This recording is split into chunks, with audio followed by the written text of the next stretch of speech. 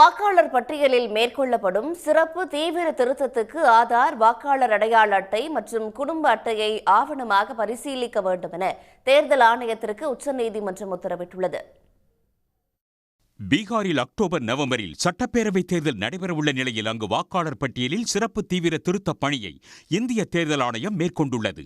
ஆனால் மகாராஷ்டிராவில் நடைபெற்றது போன்று மோசடி செய்து பாஜகவை வெற்றி பெற வைக்கும் முயற்சி என்று ராகுல் காந்தி உள்ளிட்ட தலைவர்கள் கடும் கண்டனம் தெரிவித்துள்ளனர்.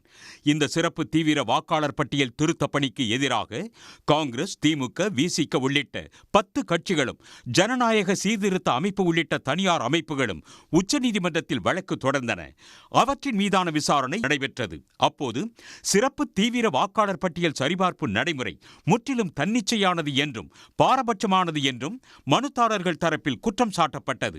ஆனால் வாக்காளர் பட்டியலின் நேர்மையை பேணுவதற்கு குடியுரிமையை சரிபார்ப்பது அவசியம் என்று தேர்தல் ஆணைய தரப்பு வழக்கறிஞர் வாதிட்டார்.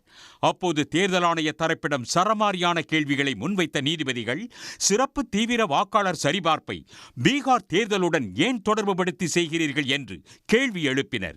ஒருவேளை வாக்காளர் பட்டியலில் குடியுரிமை தொடர்பான சரிபார்ப்பை செய்ய வேண்டுமெனில் இந்த பணியை முன்கூட்டியே தொடங்காதது ஏன் என்றும் கேள்வி எழுப்பினர்.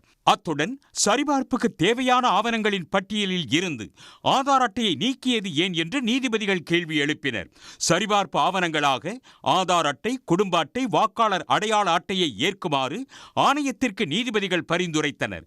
இது தொடர்பாக ஒரு வாரத்தில் தேர்தல் ஆணையத்தில் பதிலளிக்குமாறு உத்தரவிட்ட நீதிபதிகள் மனுதாரர்களின் தரப்பிலும் பதில் மனு தாக்கல் செய்ய உத்தரவிட்டுள்ளனர்.